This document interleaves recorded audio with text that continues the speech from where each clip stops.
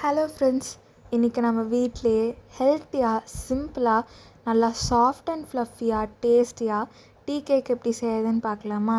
இப்போ நான் கொடுக்குற மெஷர்மெண்ட்ஸ்லாம் 1/2 kg அளவுக்கு தான் கொடுக்குறேன். இப்போது ஃபர்ஸ்ட்டு வந்துட்டு முட்டை வந்துட்டு 4 எடுத்துக்கலாம். இதில் வந்துட்டு முட்டையோட மஞ்சக்கருவும் வெள்ளைக்கருவும் தனியாக செப்பரேட் பண்ணி எடுத்துக்கலாம். முட்டையோட வெள்ளைக்கருவை நல்லா சூப்பராக பீட் பண்ணி எடுத்துக்கலாம். எப்படின்னா, நீங்கள் பாத்திரத்தை கமுத்தினாலும் அது விழக்கூடாது. அந்த மாதிரி டெக்ஸ்சர் நல்லா க்ரீமியாகவும் அந்த பீக் டெக்ஸ்சர் வந்துட்டு நமக்கு வரணும்.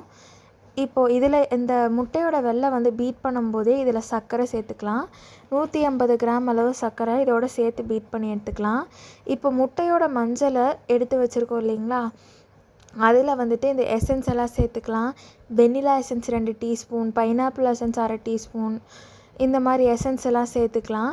இப்போது இதை நம்ம அந்த வெள்ளை பீட் பண்ணி எடுத்துருக்கோம் இல்லைங்களா, முட்டையோட வெள்ளை, அதில் இந்த முட்டையோட மஞ்சள் எசன்ஸ் எல்லாம் சேர்த்தது இதில் போட்டுக்கலாம்.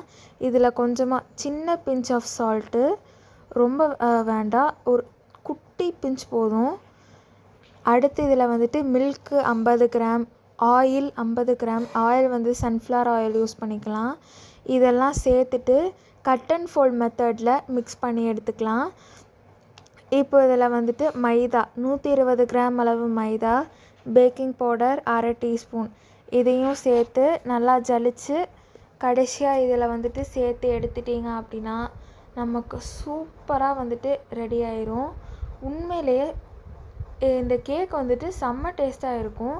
இப்போ நம்ம இந்த மிக்சரை பீட் பண்ணி எடுத்த மிக்சர் நம்ம கேக் ட்ரேயில் செட் பண்ணி எடுத்துக்கலாம். பட்டர் ஷீட்டு அப்புறம் நெய்யெல்லாம் நல்லா தடவி எடுத்துட்டு அதில் இந்த பேட்டரை ஊற்றிக்கலாம். மேலே ஏர் பபிள்ஸ் இல்லாமல் பார்த்துக்கோங்க. இப்போது நீங்கள் இது 30 to 40 மினிட்ஸ் பேக் பண்ணி எடுத்தால் போதும். நமக்கு சூப்பராக ரெடி ஆயிரும்.